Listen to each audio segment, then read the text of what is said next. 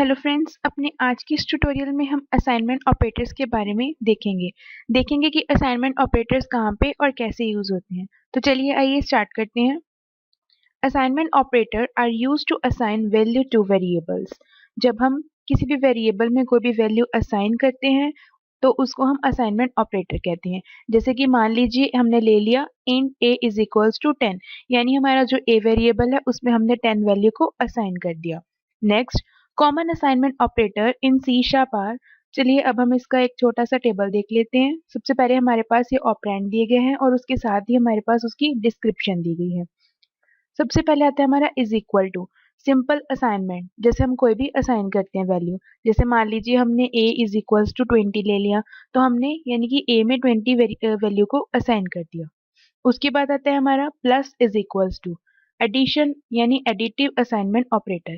Additive assignment operator का use हम तब करते हैं जब हमने किसी वेरिएबल्स में वैल्यू को असाइन करना होता है और उसमें एडिशन करनी होती है और उसके रिजल्ट को उसी सेम वेरिएबल में हमने स्टोर करवाना होता है। इसके लिए हम एक एग्जांपल ले लेते हैं। जैसे कि मान लीजिए a plus is equals to 10, तो मतलब कि हमने a में कुछ एडिशन परफॉर्म करनी है और उसके रिजल्ट को a वेरिएबल में ही स्टोर करवाना है, तो वहां पे हमारा एडिशन असाइनमेंट ऑपरेटर यूज होता है। उसके बाद आता है माइनस इज इक्वल टू, यानी सब्ट्रैक्टिव असाइनमेंट ऑपरेटर। जब हमने किसी वेरिएबल को वैल्यू असाइन करते हैं और उसको सब्ट्रैक्ट करके हम उसका रिजल्ट सेम वेरिएबल में स्टोर करवाना चाहते हैं, तो वहां पे हम सब्ट्रैक्टिव असाइनमेंट ऑपरेटर का यूज करते हैं। उसके बाद आता है हमारा मल्टीप्लिकेशन इज इक्वल टू, यानी मल्टीप्लिकेटिव असाइनमेंट ऑपरेटर। इसका यूज हम तब करते हैं जब हमें दो वेरिएबल्स की वैल्यू को मल्टीप्लाई करके उसमें स्टोर करवाना होता है रिजल्ट सेम वेरिएबल में। लास्ट में हमारे पास आते हैं डिवीजन असाइनमेंट ऑपरेटर और मॉड्यूलो असाइनमेंट ऑपरेटर। यानी इसका यूज हम तब करते हैं जब हमें अपनी वैल्यूज को, मतलब कि हम ये कह सकते हैं कि डिवीजन करवा के, मॉडुलस करवा के जो उसके रिजल्ट है हमारी वैल्यूज का, उसी वेरिएबल में स्टोर करवाना है। तो चलिए अब हम देख लेते हैं इसका एक छोटा सा डिस्क्रिप्शन, यानी कि इसकी एग्जांपल समझ लेते हैं। तो आपको सबसे पहले यहाँ पे दिखाई दे रहा है हमारा स्टैटिक वॉइड मेन मेथड है जो हमारा, उसके अंदर हमारे पास एक बूल टाइप ली है मैंने और इस पे वेरिएबल लिया है जो मेरा बूल टाइप का ही है। अब ये तो आपको पता ही है, जो हमारा बूल डाटा टाइप है इसमें दो वैल्यूज होती हैं, ट्रू और फॉल्स। और फॉल्स के साथ हमने यहाँ पे जो बैक स्लैश में यूज किया ये हमारा कमेंट है। अगर मैं यहाँ से ये कमेंट को रिमूव कर देती हूँ तो ये मेरी सिंपल स्टेटमेंट बन जाएगी, इसलिए मुझे इसमें कमेंट्स में लिखना जरूरी है। कमेंट्स का मतलब क्या है कि जब हमारा प्रोग्राम एग्जीक्यूट होगा तो कंपाइलर इसे एग्जीक्यूट नहीं करेगा, ये एज अ कमेंट ही ट्रीट होगी। उसके बाद मैंने क्या है कि इंटीजर टाइप का वेरिएबल ले लिया a और उसमें 10 वैल्यू को असाइन करवा दिया। उसके बाद मैंने क्या है यहाँ पे एडिटिव असाइनमेंट ऑपरेटर का यूज किया है। कैसे आप देख सकते हैं, a plus is equals to 10। अब यहाँ पे समझने के लिए मैं लिख सकती हूँ कि मान लीजिए ये मेरा भर गया, इसे एक बार हम लिख सकते हैं a is equals to a, then उसके बाद मैं फिर से टाइप करती हूँ प्लस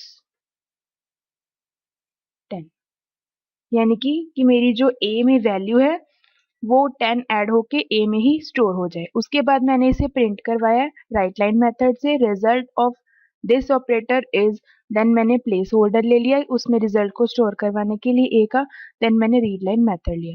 चलिए अब हम इसे रन करते हैं डिबग ऑप्शन पे जाके। तो आप जैसा कि देख रहे हैं यहाँ पे आउटपुट में तो शो हो रहा है result of a plus is equal to 10 is equals to 20, यानी कि जो हमारा रिजल्ट था, हमने कौन कौन सी वैल्यू थी, सबसे पहले हमने a में 10 को असाइन करवाया था, उसके बाद 10 में 10 और ऐड हो गया और उसका जो रिजल्ट है वो सेम वेरिएबल a में ही स्टोर हो गया, दैट इज 20 हमें हमारी आउटपुट मिल गई। उसके बाद आप देख रहे हैं कि ये जो हमने लिया है b वेरिएबल, उसमें मैंने 20 वैल्यू को असाइन करवाया, then b minus equals to 10, यानी मैंने सब्ट्रैक्टिव असाइनमेंट ऑपरेटर का यूज किया है। उसके बाद मैंने इसको प्रिंट करवा दिया राइट लाइन मेथड से कि रिजल्ट ऑफ दिस इस, देन मैंने प्लेस होल्डर लिया रिजल्ट को स्टोर करवाने के लिए और फिर रीड लाइन मेथड। चलिए अब हम इसे फिर से रन करते हैं डिबग पे जाके, एंटर प्रेस करिए। उसके बाद result of b is equals to, आप देख रहे हैं कि पहले 20 वैल्यू थी और 20 में से 10 सब्ट्रैक्ट हो गया तो हमें हमारी आउटपुट 10 मिल गई और रिजल्ट है वो b वेरिएबल में ही स्टोर हो गया। उसके बाद हमने एक फिर से एक और वेरिएबल या इंटीजर टाइप का 30 वैल्यूज में असाइन करवाई। उसके बाद मैंने क्या किया, सी मॉड्यूलो इज इक्वल टू 12, यानी कि अब मैंने क्या है, मॉड्यूलो असाइनमेंट ऑपरेटर परफॉर्म कर रही हूँ और उसका रिजल्ट मैंने उस तरह से प्रिंट करवाया। तो चलिए अब हम फिर से इसे रन करके देख लेते हैं। अब आप देख रहे हैं कि हमारे आउटपुट स्क्रीन पे क्या है, रिजल्ट ऑफ ये तीनों का रिजल्ट अपने अपने अकॉर्डिंग असाइनमेंट ऑपरेटर के अकॉर्डिंग शो हो चुका है। तो इस तरह से अपने आज की इस ट्यूटोरियल में हमने असाइनमेंट ऑपरेटर्स के बारे में पढ़ा। आज के लिए इतना ही। Thank you.